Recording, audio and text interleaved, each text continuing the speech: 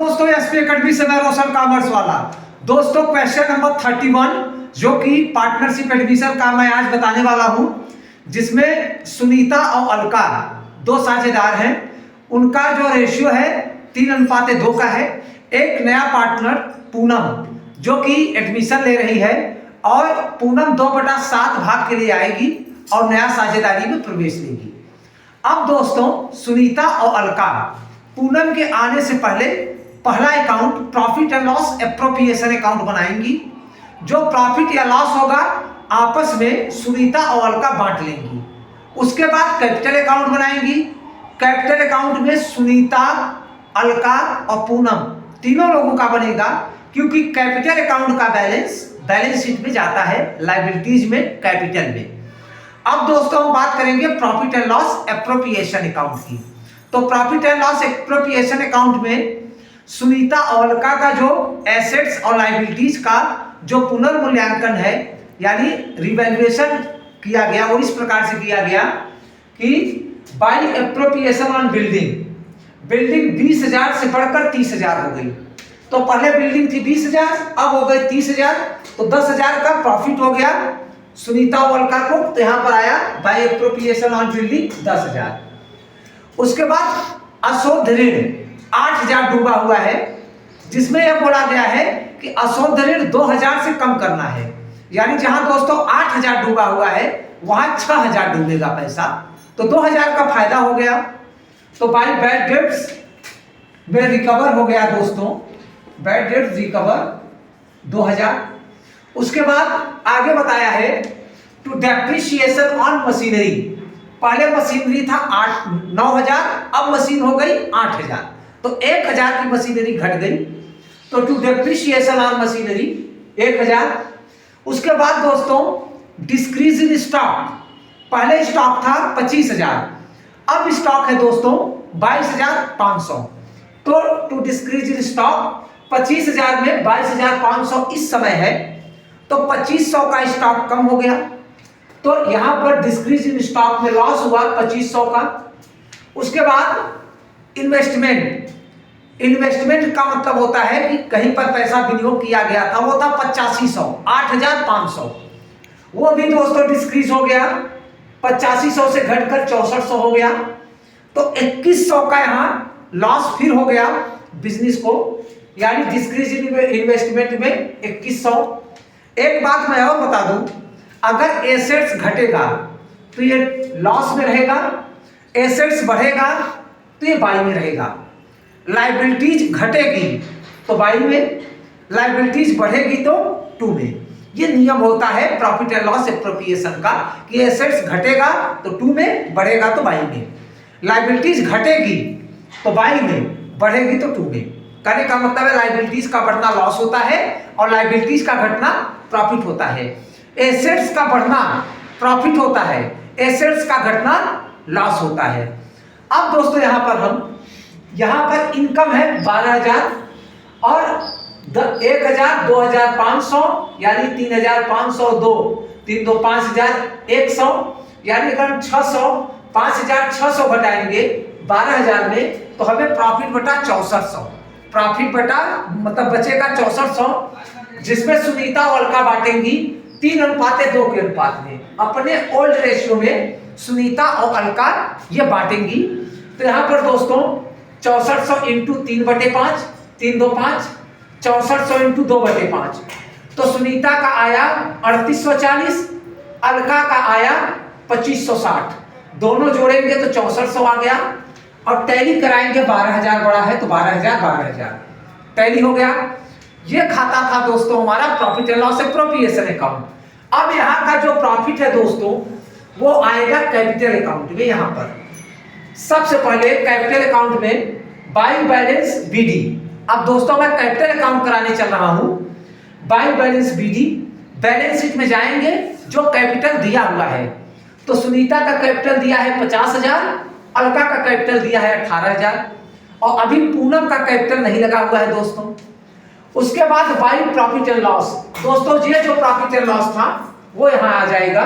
By profit and loss Sunita को 3,840, अलका को 2,560। उसके बाद दोस्तों पूनम गुडविल का पैसा लेकर आ रही है।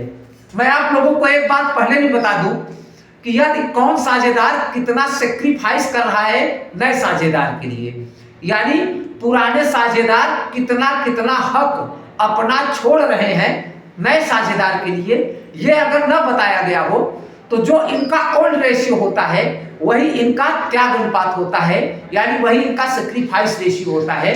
तो ओल्ड रेशियो इनका 3:2 का है, तो त्याग अनुपात भी इनका 3:2 का है। तो यहाँ पर बाई गुडविल सुनीता 9600 में अगर हम 3/5 करेंगे तो 5760 आया सुनीता का, और 2/5 करेंगे तो 3840 आया अलका का। उसके बाद बाई कैश लेकर आ रही है पूनम अपना पूंजी 12000। अब जो सुनीता है उसने विनियोग को ले लिया, तो जब सुनीता विनियोग को ले रही थी उस समय विनियोग का मूल्य 6400 था, तो टू इन्वेस्टमेंट सुनीता के खाते में 6400। जब कोई भी साझेदार कोई भी संपत्ति लेता है, बिजनेस से क्रय करता है या फिर अपने हिसाब खाते में जोड़ता है, तो हमेशा टू साइड में रहता है, टू इन्वेस्टमेंट। अब दोस्तों ये 59,600 में अगर हम 6400 घटा दें तो जो सुनीता का बैलेंस बचा वो 53,200, और ये 53,200 दोस्तों यही जाएगा बैलेंस शीट में, 53,200 यही जाएगा बैलेंस शीट में। अब अलका का ऐड करेंगे 24,400, अलका में कोई एसेट्स नहीं लिया है तो पूरा का पूरा 24,400 ये बैलेंस शीट में जाएगा, टैली हो गया 24,400। पूनम का 12,000, पूनम में बैलेंस बचा 12,000 और टैली हो गया 12,000।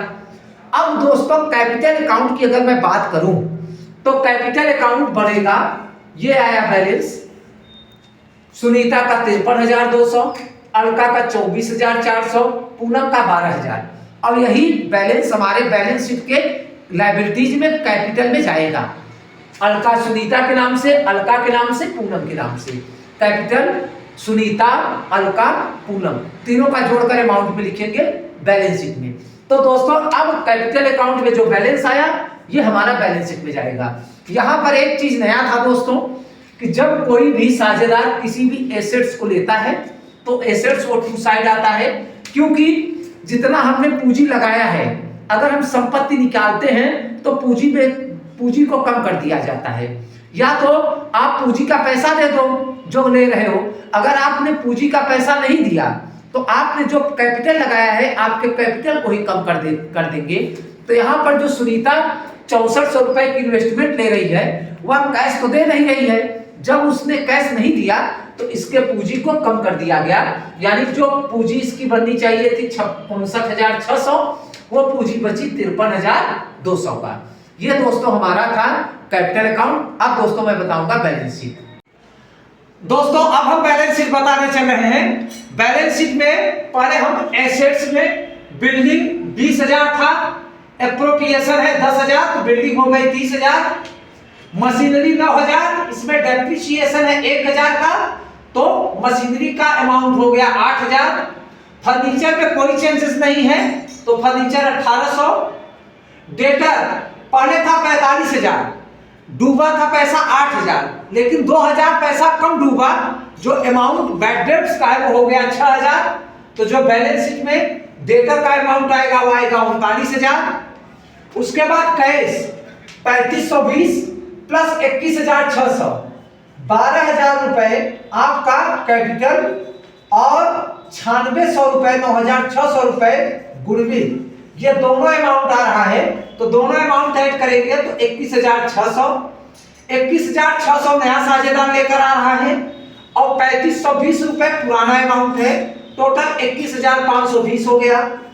उसके बाद दोस्तों स्टॉक दिया है, स्टॉक 25,000 है, अब है 22,500 तो डिस्क्रीज हो गया दोस्तों 2500, तो 25,000 में 2500 घटाएंगे तो 22,500 आया। उसके बाद दोस्तों लायबिलिटीज में क्रेडिटर कोई चेंज नहीं है 30,000, बिल्स पेबल कोई चेंज नहीं है 6820।